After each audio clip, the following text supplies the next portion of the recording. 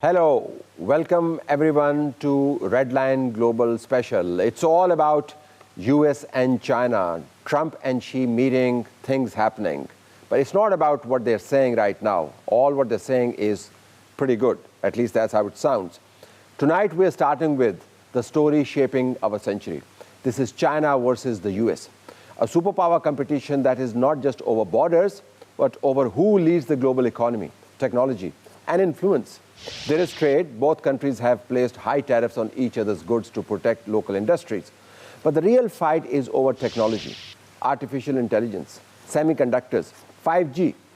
Whoever leads here controls the future of everything, from medicine to manufacturing to military power. Both nations are investing billions to win the AI race. Look at electric vehicles, for instance. China dominates low-cost production and controls much of the supply chain. The US is responding with subsidies and restrictions to rebuild its own industry.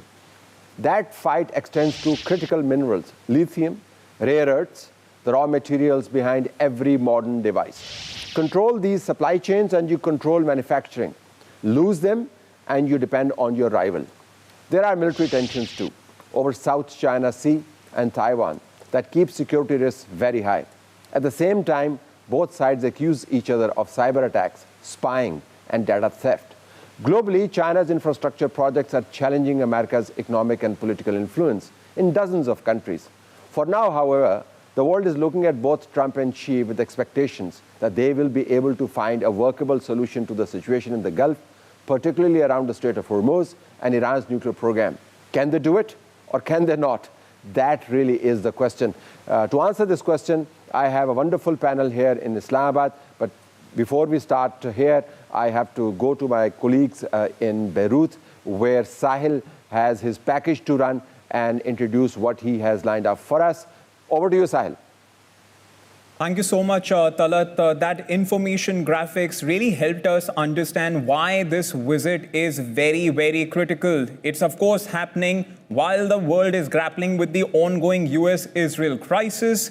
But all eyes are in Beijing because Donald Trump and Xi Jinping coming together visually, diplomatically, geopolitically assume huge significance. This is day 3 of the special simulcast between Sama TV there in Pakistan and South Era Network here in the Middle East. We are providing a global perspective to that wonderful coverage that Sama provides to its viewers. Now, the focus is on China. China did not fire a single shot in the US-Iran war. But when the guns fall silent, it may emerge as the stakeholder that gained the most. From energy reserves to military intelligence to diplomatic influence, Beijing used 8 weeks of the conflict to expand its reach. Now Xi Jinping and Donald Trump meet face to face. What they say to each other and also what they don't could define the next decade. South Era Network, Saad Sohail in Islamabad has more. Take a look. The leaders of the world's 2 largest economies, Xi Jinping and Donald Trump, are meeting this week. The summit was scheduled months ago, but the events of the last 8 weeks have turned a very routine diplomatic meeting into a very different one. While the US was carrying out a war in the Gulf, China was not just sitting on the sidelines, it was stress testing a new era of Chinese influence. When strikes hit Iran on the 28th of February, the world's most vital artery shut down, the Strait of Hormuz. Nearly half of China's oil moves through it. The International Energy Agency's head called it the biggest security energy challenge in history. Anticipating instability, China had already surged oil imports by 16%, building reserves of 1.2 billion barrels. When the strait closed, China had reserves to buy political time. Iranian oil kept moving through back channels, rerouted through Malaysia and Iraq. When Washington sanctioned a Chinese refinery for processing that oil, Beijing did something it had never done before. It formally ordered its companies to ignore those sanctions, calling them a violation of international law. China has also been settling oil payments in yuan rather than dollars. The dollar still dominates, but that shift has been quietly growing. On the other side, what was happening militarily was just as significant. China didn't fire a single shot, but its military analysts were watching carefully. Iran, using basic drones and low-cost missiles, kept the world's most powerful navy largely outside the Persian Gulf for weeks. China studied how a smaller power used geography and cheap weapons to impose enormous costs on a superpower. The US accused China of being more involved than it let on, sanctioning 3 Chinese firms for allegedly providing Iran with targeted satellite intelligence, a claim China flatly denies. With American carriers redeployed to the Gulf, US military activity in the South China Sea plummeted by 30%. That stretch of water where both powers have been locked in a long-running competition for influence. 1 week into the war, China announced a record-breaking defense budget of $277 billion. Then there is diplomacy. China condemned the strikes, also helped Iran bring back to the table in April, also hosted Iran's foreign minister in Beijing just a few days ago. Something big is also shifting in the Gulf. Saudi Arabia, UAE, and Qatar all absorbed Iranian strikes during this war, finding a security model built around American protection tested like never before. Gulf capitals are now quietly diversifying whom they rely on. Washington needed Beijing to pressurize Tehran into reopening the strait. Tehran needed Beijing's backing to sit with Washington. The Gulf countries, on the other hand, are quietly shopping for alternatives. When Xi Jinping and Donald Trump sit in that meeting on the 14th of May, trade and tariffs won't be the only thing they'd be talking about. They'd be sitting at a time when the balance of power in the world has fundamentally shifted. Now, the digital audience of South Era Network, especially the Gen Z, keep talking about how everything is so toxic and loyalty has gone for a toss. And clearly in international relations, we are seeing a similar pattern. Talat, back to you. You were telling me the other day that you hold a degree in international relations. So viewers of South Era Network, I'll urge them to listen to this debate very, very carefully as Talat now discusses the significance of Donald Trump's visit to Beijing with his panel of guests. Over to you, Talat. Thank you very much, Sahil. A great report. Let me start with cheers. In Beijing, Trump is raising a glass to Xi, and Xi is raising a glass to Trump. It sounds really great, but is it that great? I have panelists who are lined up, people with great insights, and they will be able to answer some of these questions. Zoon Ahmed Khan, research fellow at the Center for China and Globalization. Thank you very much for being with us. We have Raj Baker, Executive Director, Stratfor, Center for Global Applied Geopolitics. Thank you very much, Raj, for being with us. And Energy, political commentator and host of CGT and Radio. Let me start with you, Anna, if I could ask you this. When they raise the glass to each other, it sounds so great, great pictures, but is everything really worth raising a glass to? Is everything okay, kosher? Are they not competitors? Are they not fighting? Is the world not, really a bad place as far as consumers are concerned? How does this picture of, cheering correspond to ground reality in the world today? Go ahead. Hi. First of all, thank you so much for having me. And I think for this question, from the Chinese perspective, what we are seeing is both sides are trying to define a new framework for China-U.S. relations. Because during the meeting, President Xi Jinping put forward a vision of what is called constructive strategic stability, a way of managing competition and preventing conflict through more structured and predictable engagement.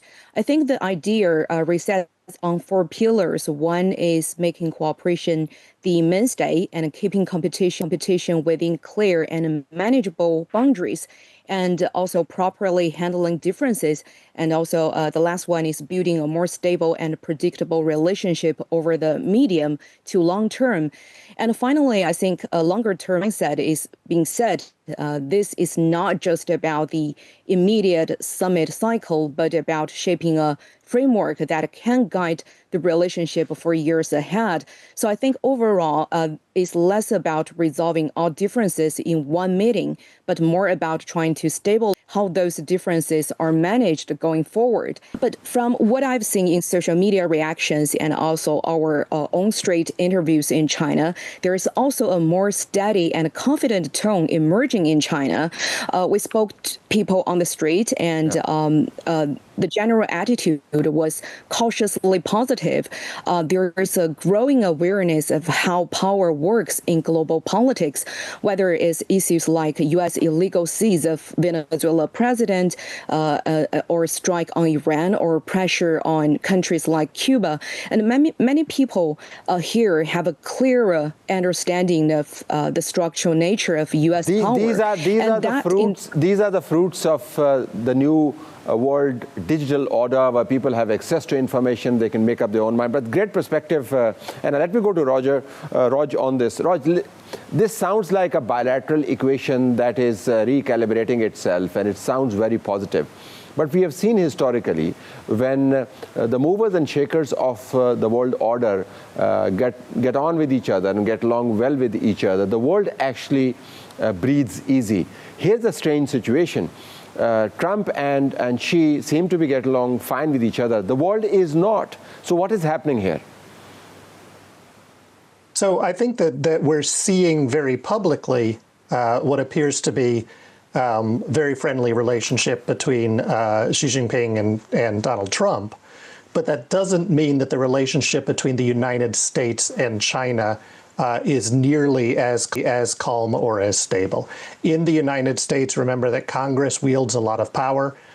Congress very much has a maybe not anti-China tone, but certainly a tone that perceives China as the primary competitor to the United States economically, politically, militarily. The U.S. Defense Department sees China as the #1 threat and the #1 competitor. And quite frankly, China sees the United States as the biggest challenger to constraining China's own expansion of economic ties of its own national security sphere. And Xi Jinping made that very clear in his several comments regarding Taiwan.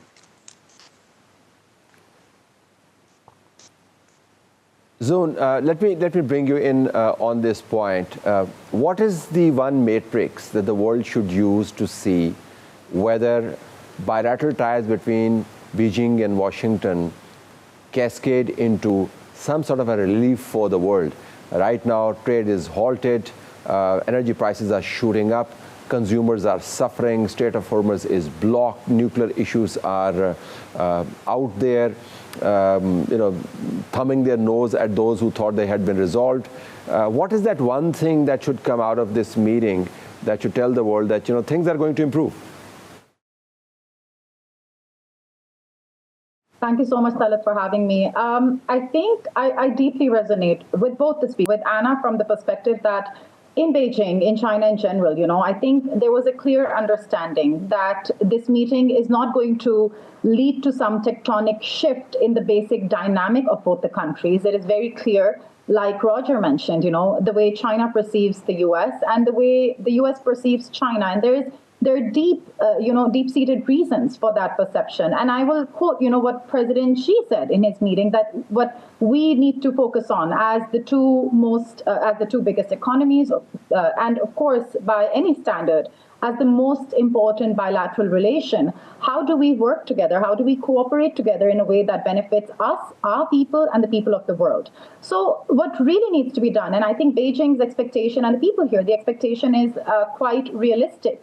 What they're looking for is more functionality. This is a relationship where basic, there need to be guardrails set.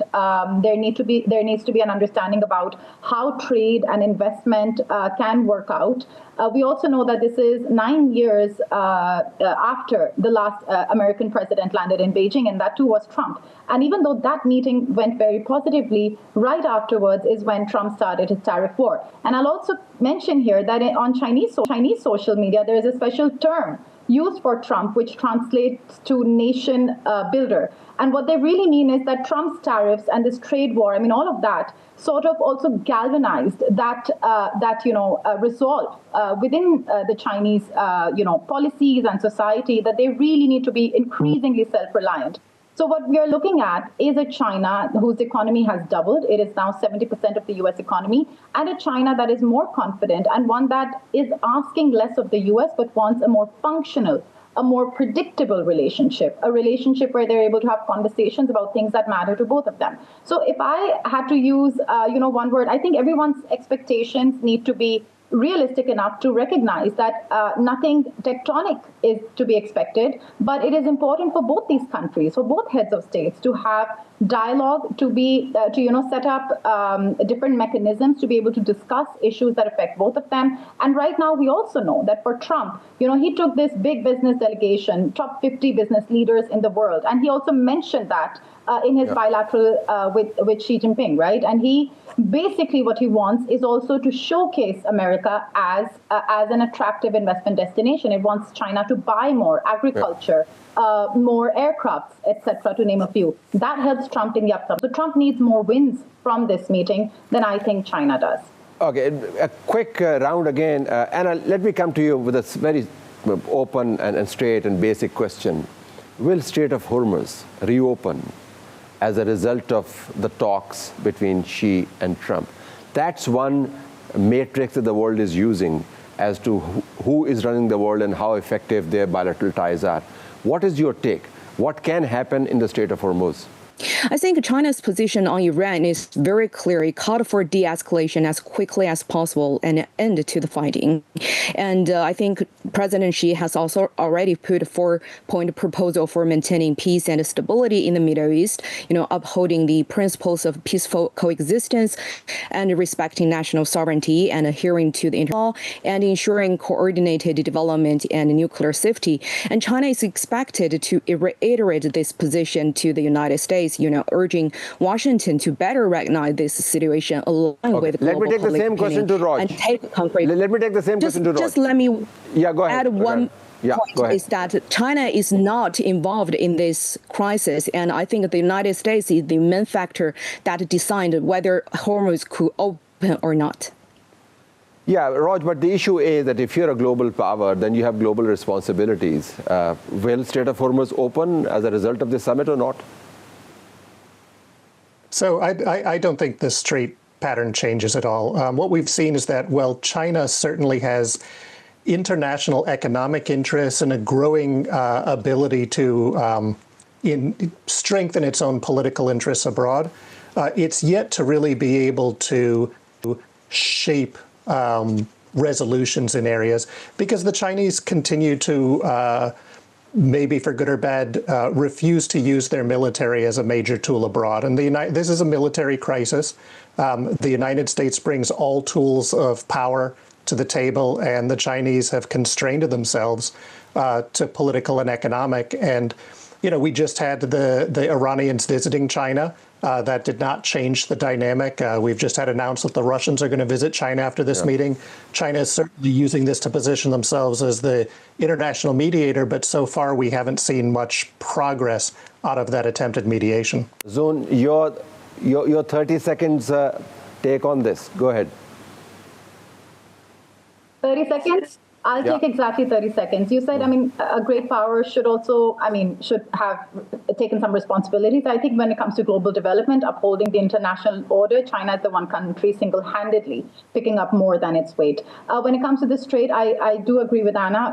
It's hard to, no, I don't think this meeting will result in suddenly opening this trade, but China is a country that believes in upholding international law. And I do believe that this meeting and the consensus they reach can nudge us in the right direction towards a resolution. And I think Pakistan as a mediator will continue to play a constructive role to that end. So let's hope it's sooner because of this meeting than later. Sooner rather than later. It should have happened yesterday. All three of you, thank you so very much for joining us. It should have happened a month ago. Should have happened a month ago. Thank you very much for watching this, our transmission.